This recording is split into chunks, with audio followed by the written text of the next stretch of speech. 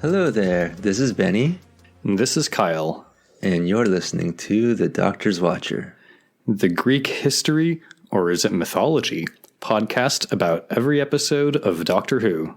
Yeah, I'm going to blame the writers for that one. I think for some people they think about Greek history and they just picture Greek mythology.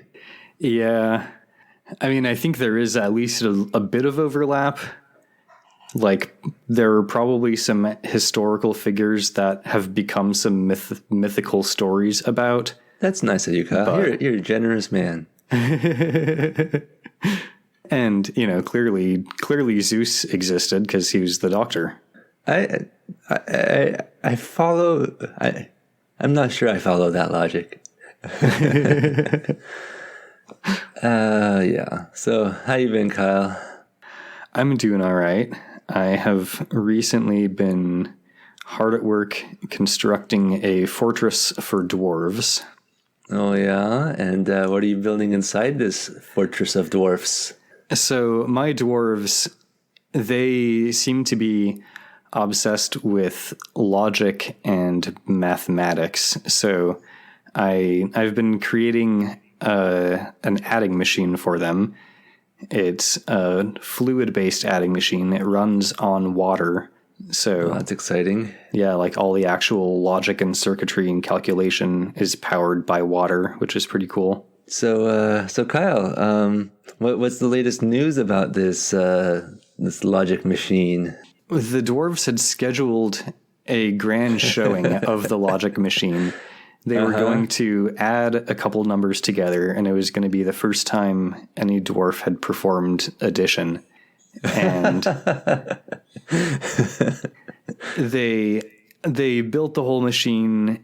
They constructed it all and wired up all the logic circuitry. And first they were filling the reservoir because, you know, you need to have a lot of water to run a water-based adding machine.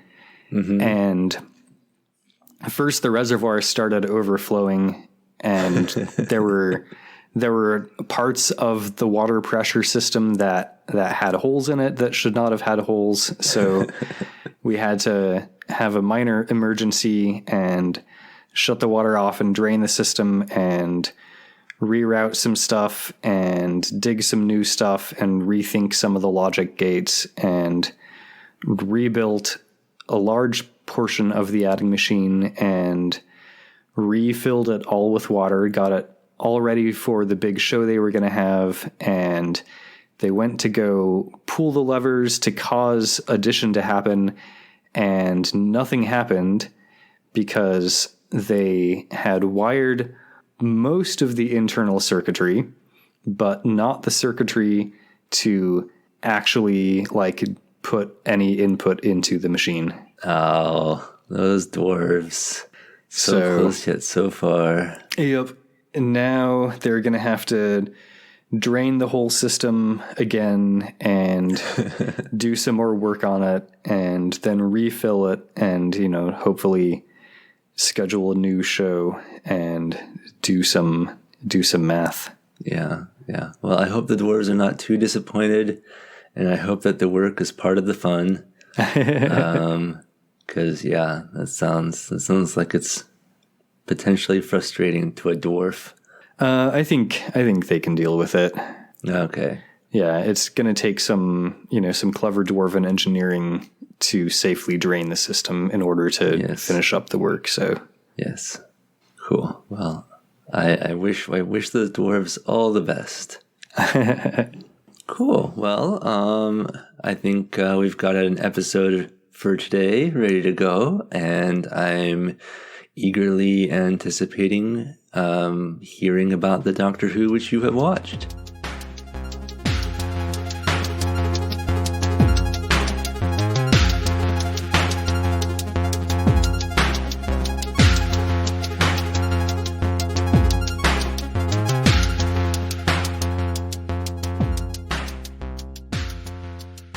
Yeah, so this is the 7th episode of the 3rd season, Small Prophet, Quick Return. Yes, and as we heard last time, prophet spelled Prophet. I still feel a little disappointed that they couldn't name all the episodes in the serial punny names, because apparently the writer had originally wanted to do it that way. But I do enjoy the one that we got. Yeah.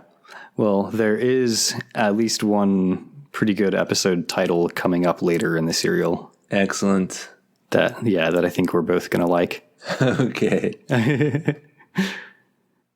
So before we get into the Cliffdingler, I believe you had a question for me. Oh, yeah, I did. Thank you, Kyle. Now that you mention it. So, Kyle, how did you watch it? So this episode I watched via a loose cannon reconstruction, as I did last time, I think. I actually found the former official website of Loose Cannon online. It was a bit hard to find because the actual website itself isn't around anymore, but I found it on archive.org. Huh. You can find it if you go to that website and you search for recons.com, and on the calendar you go to the June 2014 and look at that version of the page. There's a lot of interesting information about the reconstructions there. As for the actual reconstructions themselves, they do exist in kind of a legal gray area. So the Doctor's Watcher cannot officially condone the easiest way of watching them. So we cannot officially recommend that you go to dailymotion.com/David Agnew. Yeah. Yeah. we cannot officially put a link in our show notes. I don't know. Maybe we will. I mean, it's pretty easy to find. You don't actually need a link in the show notes, listeners. But there's another way to watch classic Doctor Who in general. You're probably not going to see any missing episodes this way, but thanks to listener Chris for sharing this little nugget of wisdom with us. If you have a TV with the Samsung Smart TV Plus service, they apparently have an entire channel dedicated to classic Doctor Who. I believe it's channel 1428. My TV is not smart at all, so I don't know anything about that stuff. But if you want to watch just some classic Doctor Who on TV, that might be a good option for you. That's awesome. Well, I don't have a Samsung Smart TV either, but yeah. I mean, I guess it's just nice to know that there's a channel out there like that, a channel dedicated entirely to classic Doctor Who. Yeah, I thought that was kind of neat. As far as I understand, you can, just tune into it anytime and see some classic Doctor Who. Awesome. And there's also a podcast dedicated entirely to classic Doctor Who, and you can tune into us every 2 weeks and listen to us talk about a classic Doctor Who. Well, will you remind us of the Cliffdingler? Yes, let's talk about a classic Doctor Who. So we are in, as you alluded to earlier, we are in classical Greece. We are in, I guess, mythological Greece, in the middle of the Trojan War. So Achilles killed Hector, and then, so the Greeks think that the Doctor is Zeus, again, as Kyle alluded to earlier, and he helped, because it's been a little bit since we last recorded. So the ancient Greeks, so, you've got, Agamemnon and Menelaus and those guys, they think that, the Doctor is Zeus. They think that Stephen may be Apollo, and Vicki, meanwhile, has disappeared along with the TARDIS, which we know is bad news, because if the TARDIS leaves, it can't come back. It can't come back to the same time and space. So, yeah, that's there's a few cliffs, I think, that we're dangling from right now, through various amounts of dangliness, but I think that's, so the Doctor was going to do he promised some sort of a ritual or something to the Greeks. He was going to show them some sort of proof of his power at his temple, which was going to be the TARDIS. But with no TARDIS in sight, he may have to come up with a backup plan. I don't know. We'll find out. And the ritual that he was going to perform was a sacrifice of Stephen, who they've captured, right. And they think he's like a Trojan spy or something. Okay, I guess they don't think he's Apollo anymore. Maybe I'd lost track of what they think about him when, but they want to sacrifice him now. Okay, cool. And yeah, in the previous episode, the TARDIS had been left just kind of out in the fields, and we had seen presumably some Trojans come up and leave like a disc sort of thingy, like a giant horse medallion at the base of the TARDIS. And this episode basically picks up by showing us that giant horse medallion just out in the field, on its own with no TARDIS. I mean, I guess, they couldn't just show a field and then a field with a TARDIS in it and then a field with no TARDIS in it and then be like, I guess that's where the TARDIS was. This could be any field. Maybe move the camera around a bit, make sure we're not missing it. Right. The medallion is like, no, this is where it was. Right, this is the spot. Yeah.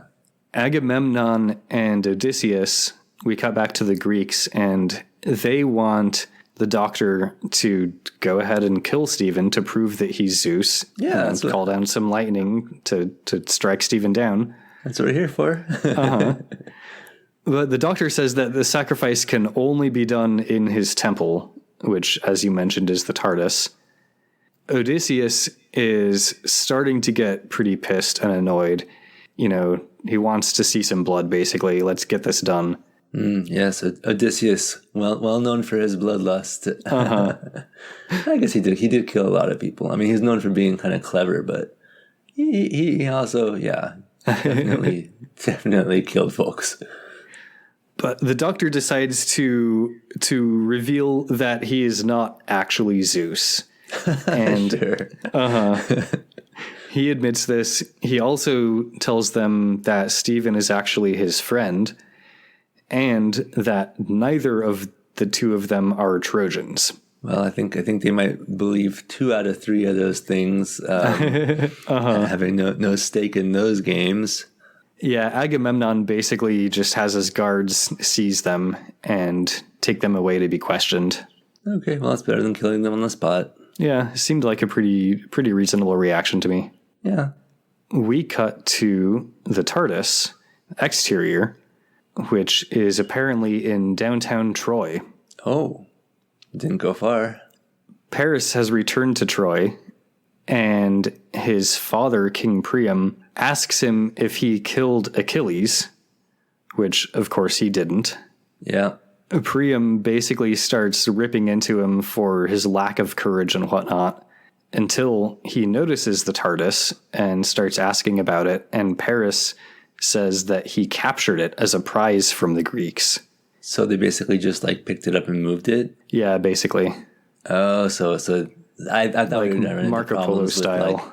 Yeah. But I thought it was going to be how the TARDIS can't leave and come back in the same time space. But I guess in our cliff dangler, in my defense, I think we didn't know that the Trojans had moved it. Yeah, all we knew is that it was gone. Yeah. So yeah, Paris says that he captured it. He wants to put it in the temple, but the High Priestess, who is Paris's sister Cassandra, absolutely refuses. She doesn't want this Greek trash in their temple, basically.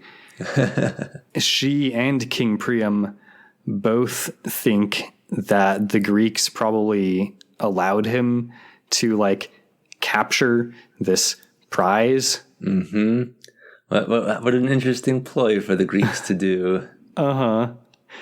And Cassandra... And everyone knows the old saying, beware of Greeks bearing blue police boxes. Oh, thank you. Thank you for the laugh, Kyle. Thank you. Cassandra starts telling everybody about this dream that she just had last night. Some apparently prophetic dream about getting a gift from the Greeks, and then a bunch of Greek soldiers burst out of it after it's brought into Troy. And Paris is just like, dude, look at this fucking thing. You could barely fit 2 soldiers in there. But well, Cassandra is a bit smarter than Paris. Fool! One soldier could unbar the gate and so admit an army.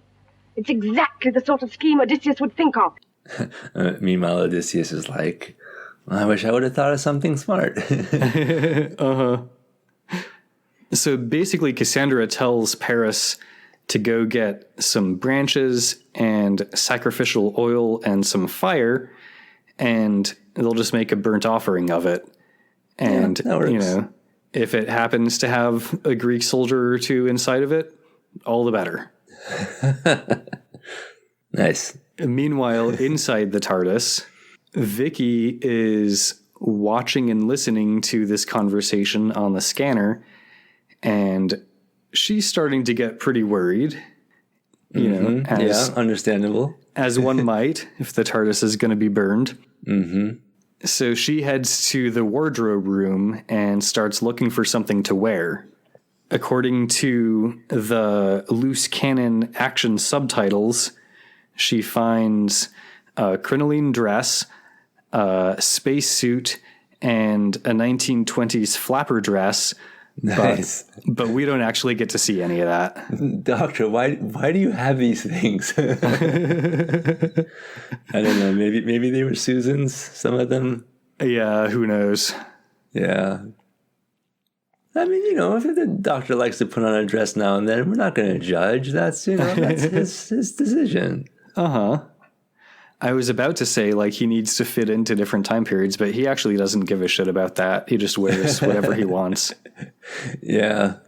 Ideally a cloak. Yeah. But I guess people who travel with him try to fit into different time periods. Yeah. We cut back to the Doctor and Stephen, and apparently the two of them have told the actual truth to Odysseus about who they are and where they're from.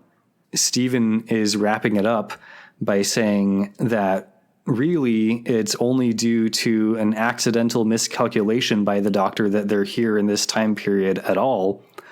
But the Doctor says that he'd hardly call it a miscalculation. Well, I think with all eternity to choose from, I did rather well to get us back to Earth.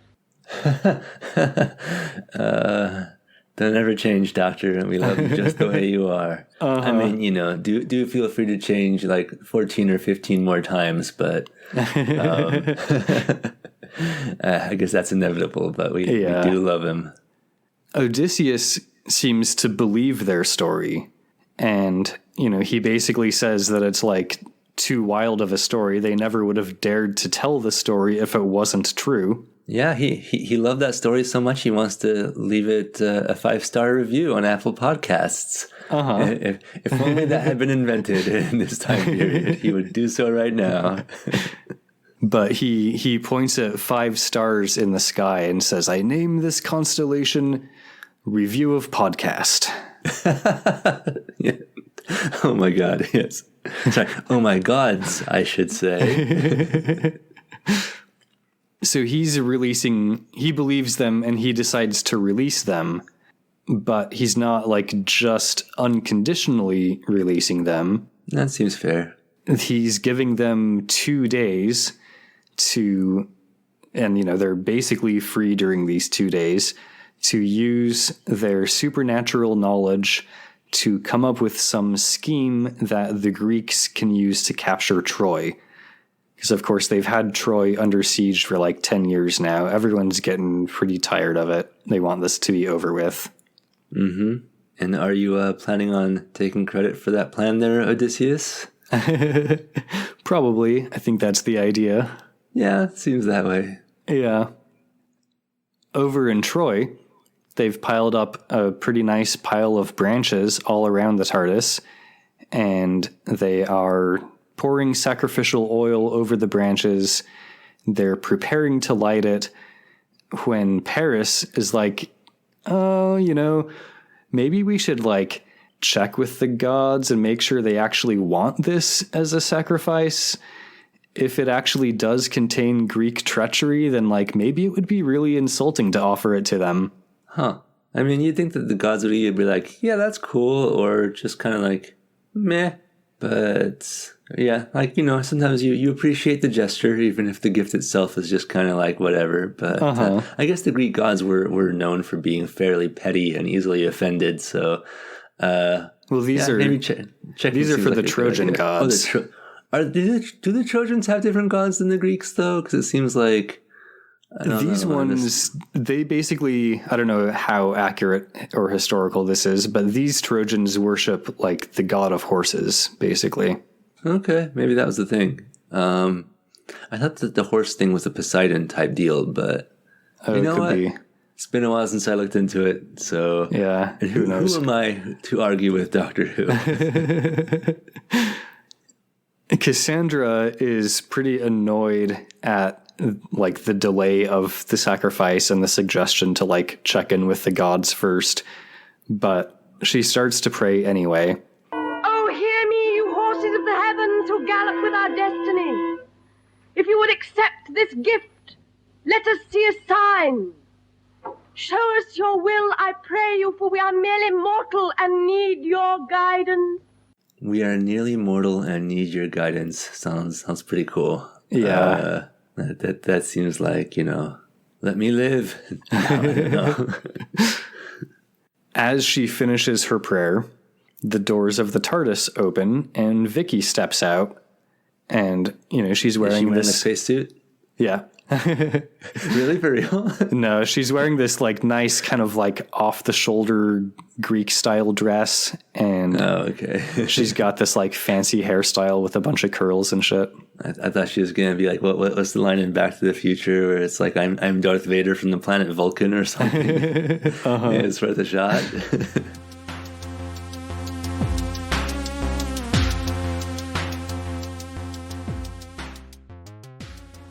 You're listening to The Doctor's Watcher.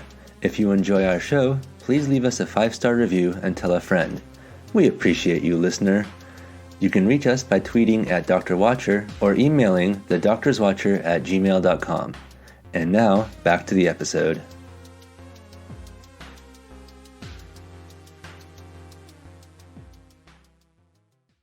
They ask her who she is, and she's just like, I'm nobody of any importance. I'm just someone from the future. Oh, that's a cool line. You can put that like in your Twitter bio or your social media bio.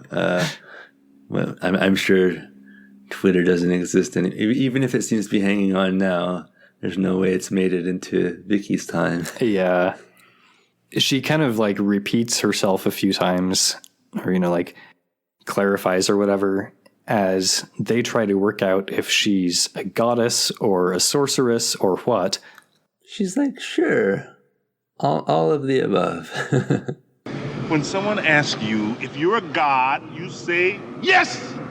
Cassandra seems really threatened by her because, as the high priestess and the oracle, basically Cassandra's main job is prophecy. So she really doesn't want some other person with future knowledge around to take her position. Yeah, man, that's job security. Priam basically tells everybody to chill. He says that, like, nobody's going to die until he says so. Cassandra is, like, wanting to immediately kill Vicki for being a sorceress. I mean, is there something wrong with being a sorceress? Other than threatening her livelihood? Not that I could really tell. She didn't go into too much detail. So yeah, he says no one's gonna die until he says so. And, that's not yet. He asks what her name is, and she tells him, and he's like, Vicki? That's a very outlandish name. He basically says that they can't call her that, so he'll think of a new name for her. And how does Cressida sound? Okay. She's basically just like, okay. Like that is nothing like my original name. But sure. He takes her into the palace to get some food. Paris is also hungry, but apparently he doesn't get to come along. Very good idea. I've not eaten. You get back to the war. If you've not killed Achilles by nightfall, I shall be seriously displeased. and don't just kill half an Achilles and put the rest under the bed. I'll know. You finish your chores, young man. But Dad, you said I could play Xbox. Not until you've killed Achilles. You said I could play Kai Box. Cassandra warns King Priam that Vicki is going to bring, that Cressida is going to bring doom, death, and disaster. But Priam, kind of in an aside to Vicki, is just like, don't mind her. She always says that. Yeah, no one ever seems to listen to Cassandra. We get a quick shot after this showing us that Odysseus's spy, Cyclops, from the previous episode, has been watching this whole thing happen. That does seem like a cruel name to give to someone with an eye patch. Mm-hmm. Stephen and the Doctor are trying to figure out what plan they should suggest to the Greeks for taking over Troy. Stephen jumps straight to the obvious. He thinks that the Doctor should go ahead and suggest the Trojan horse idea. But the Doctor thinks he can do something better, come up with something more clever. Well, the Doctor thinks that probably the whole Trojan horse thing was just made up by Homer and never really happened. Yeah, like the rest of this was definitely true, but the Trojan horse part was made up. Uh-huh. Yeah, totally. Odysseus shows up, and the Doctor tells him that he'd better save Vicki when they take Troy, but Odysseus isn't really sure about this. I don't know what you expect me to do about it. When we enter Troy, I can't stop every woman and ask her if she's a friend of yours. It wouldn't be practical. You could ask a couple, you know. Yeah, just ask around a bit. Maybe somebody knows something. Just mouse over them and see which ones are named like, servant, townsperson. And if one of them is named Vicki and or Cressida, click on that one. Stephen volunteers to go to Troy to rescue Vicki himself. He basically says that he's no use here. The Doctor can definitely come up with a good plan without Stephen's help. So that's brave of him. I appreciate him offering. We get a little sticky crumb there. I sometimes feel like naming this ship Sticky is well, we'll see.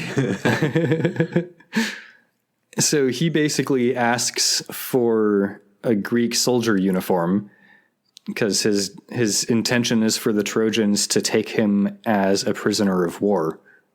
Odysseus kind of looks him up and down, and he's like, all right, cool. You're about the same size as my friend Diomede, who died last week. You can wear his uniform. Oh, man. Rip to Diomede. Uh-huh. The Doctor, meanwhile, has kind of been thinking. He's not paying too much attention to this conversation. He's just been off thinking, and then he's like, have you thought of tunneling? And Odysseus is like, it's been done. What we want is something revolutionary. Yeah, plus tunneling is something that, you need to have very specific circumstances to do. You need to have very specialized units who are trained in it. Mm-hmm. Yeah. Anyway, yeah. I think the horse still seems like a worthy option, but we'll see. Yeah, the Doctor's not settling on horse yet. He moves off of tunneling and starts thinking about flying machines. Of course, that seems like the next logical progression. You don't want to go under the wall. How about over it? Yeah, well, at least he didn't try to do the D&D party thing of climbing into the catapult. Uh-huh. It's fine. I'll just, cast Featherfall. My armor can take a lot, really. What if I just aim at something soft?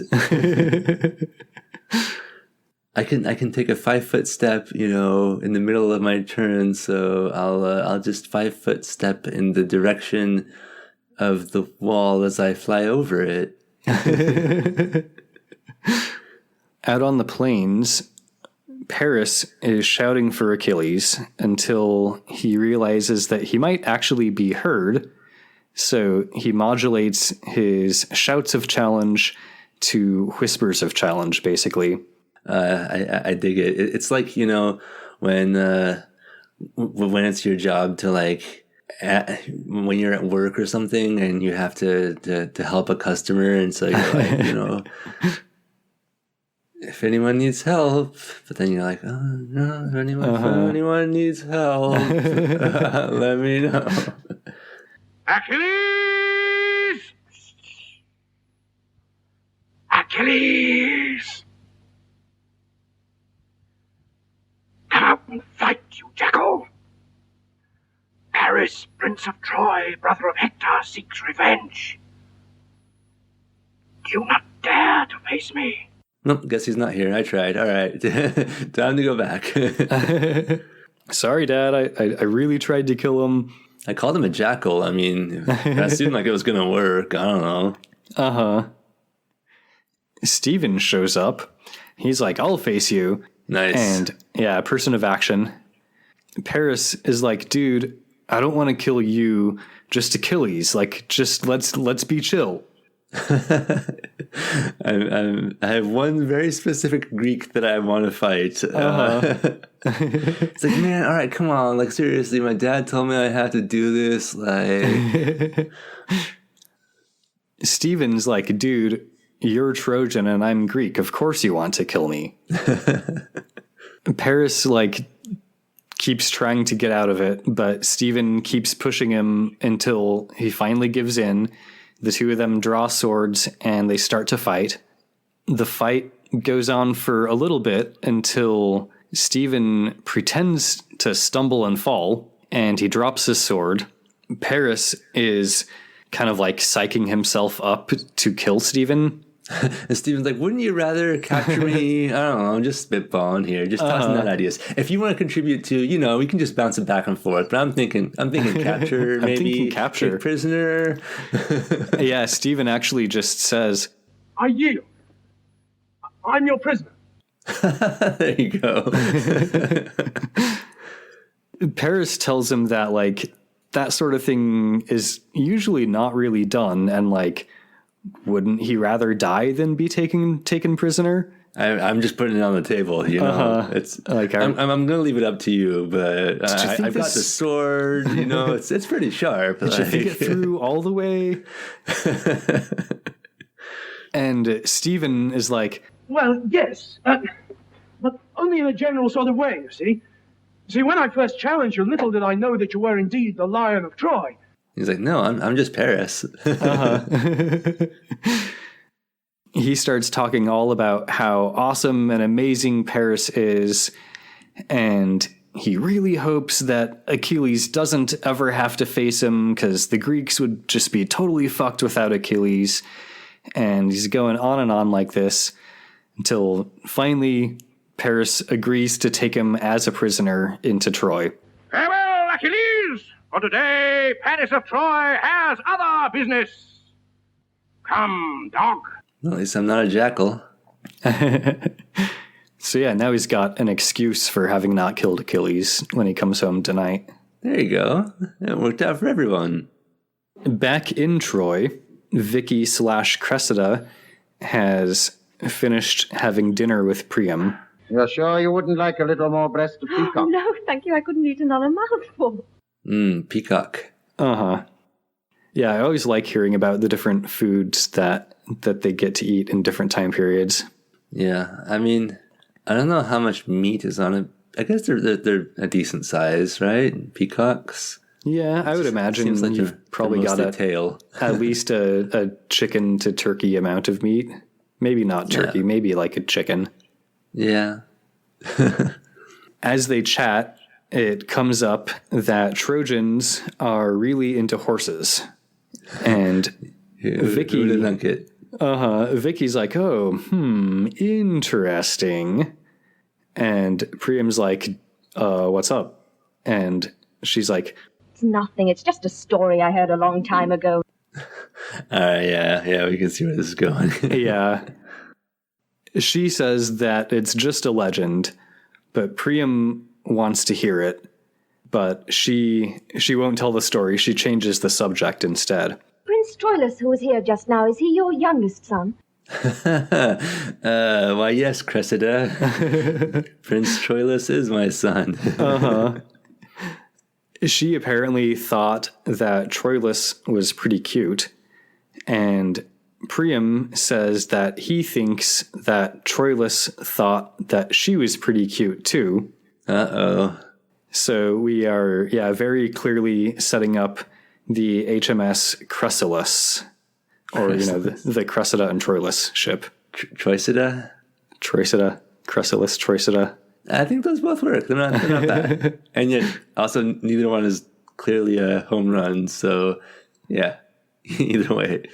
Priam is trying to get her to return to the subject of this story or legend that she mentioned, but Paris bursts into the room. I've captured a Greek. Yeah, well, did you read your homework assignment carefully there? Uh-huh. It's like, English teacher, I did an essay. Was it about the book you were supposed to read? Well, it's an essay. It was neither about the correct book nor long enough. Priam is pretty annoyed both that Paris interrupted him and that Paris brought a prisoner into the palace. But after a bit of grumbling and complaining, he's like, all right, fine, whatever, send him in and I'll question him. I guess I'll give you some extra credit or something. You still have to make up the missed assignment, though. Yes. So Paris calls for Stephen using the name that Stephen gave him, which of course is Diomede. And as soon as Stephen enters the room, he and Vicki recognize each other and they call out to each other using each other's real actual names, Vicki and Stephen. Dang it, what's the point of having code names, people? And Cassandra is like, what did I fucking tell you? Clearly they know each other. Since he's a Greek, what more proof do you need that she's a spy? God!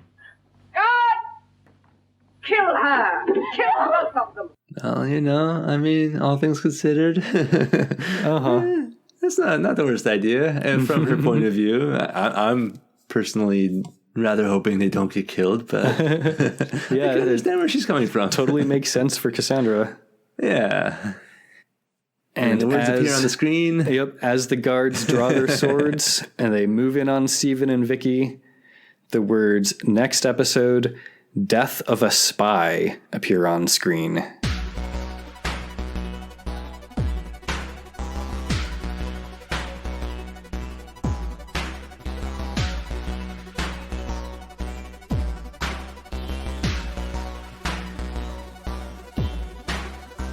Oh man, nice. Cool. So, the plot thickens. It's moving along. I think this one's been kind of a fun little serial here. Mm-hmm. It's interesting because the last historical one that we had kind of a sci-fi element to it, where with the meddling monk we had, or the time meddler, he had his TARDIS, and that was it brought along all the extra sci-fi stuff, like, I guess like gramophone is not really sci-fi, but he had his nuclear cannon or whatever it was, and he was going to blow up the Viking invasion with some sort of atomic bomb. But yeah, here we just seem to kind of have, I guess, historical times. Yeah, mostly. Again. Like the only real sci-fi element is like that they're not hiding the fact that they're from the future. Yeah. Yeah, what did you call this genre of Doctor Who episode earlier? Something like you are in historical times and you meet a historical person or something like that. Yeah, something like that. I can't remember how you put it. I think you put it better than that. And meet some historical figures, which they definitely are doing here. Well, yeah. Historical or mythological. Yes. Oh, cool. All right. That's That's fun. I'm curious to find out what happens next, I guess. There was one thing I was trying to, what was it? There was something, I don't know how much you could see of this in the reconstruction, but when Vicki is in the, kind of the, what did you call it? Like the wardrobe room or something of the TARDIS. Like what does that look like? Is it just like a room with a closet in it, or do we get some sort of a sci-fi situation? I'm trying to remember what we actually saw there, and I'm pretty sure it was mostly just like close-up headshots of Vicki. So yeah, I don't think we actually saw much of the room itself, unfortunately. Okay. Because I always figure, with the TARDIS, and it's obviously they're not going to be able to do this in 1960, whatever, but with the TARDIS having all its multiple dimensions inside of it and bigger on the inside, I always love this idea that there's a wardrobe in there that's some sort of infinite wardrobe, and it, you have your clothes hanger rack, but just it's almost like, how when you go to the dry cleaner, they have that thing that like carries your clothes around like it's hanging from the ceiling, but it's like a conveyor belt type deal. Just that goes like forever. Just bringing you all the possible outfits that you could want. That'd be fun. In no particular order. You can see more of them, like all crisscrossing everywhere, like the turbo lift dimension aboard the USS Discovery. Right. And of course, the outfits in the wardrobe are not organized or sorted in any fashion. Of course. You'll have the crinoline dress right next to the spacesuit, which is right next to the 1920s flapper dress. Sure, yeah. I love it. All right, so did you have anything else you wanted to cover? I don't think I did, other than... Well, in that case... Yeah, I think you were about to say what I was also about to say. All right, I'll let you say it this time. We would like to thank Circuit 23 for the awesome music that he's provided for this podcast. You can hear his music, including this theme, at soundcloud.com/circuit23. And you can also find his new album, Mens Vermis, at circuit23.bandcamp.com/album/mens-vermis. There's a link in the show notes. Yep. You can also email him. Sorry. Okay, fine. I guess if you have to email Circuit 23. No, I'm just kidding. Please email him and tell him that you love the theme and tell him that you love his music. And email him at circuit.23@gmail.com. And so thank you to Kyle for watching Doctor Who and telling me about it. And thank you to Benny for listening to me talk all about Doctor Who. And thank you, listeners, for listening to me, listening to Kyle talk about Doctor Who. You can always email us at thedoctorswatcher@gmail.com or tweet us at drwatcher. We love hearing from our listeners what they thought of our episodes. Let us know if you have a favorite bit. Let us know if you have something hilarious that you want to contribute. Or just be like, hey, I listened to your episode. It was okay. And then we'll be like, all right, cool, thank you. We'll be like, cool, that's better than terrible. Yes. And yeah, if you like our show, please tell a friend and also rate and review us on Apple Podcasts. We appreciate it. We appreciate you, listener. Indeed, each one of you. And yeah, with that, come back in 2 weeks to find all about the death of a spy. Yeah. Hope it's not one of our peeps. Guess we'll find out. Bye. Bye.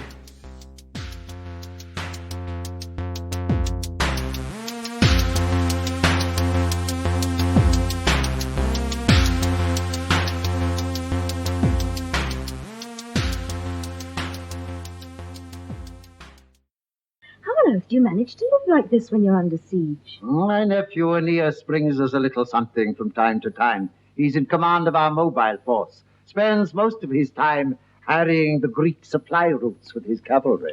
I didn't know cavalry was invented yet. Oh, bless my soul, yes. We are basically horsemen. Our ancestors came from Central Asia, found this strategic position, and chose to fortify it. We only need now to beat the Greeks a few score more horses. You seem very fond of horses. Fond of them, I should think we are. We worship them. A Trojan would do anything for a horse.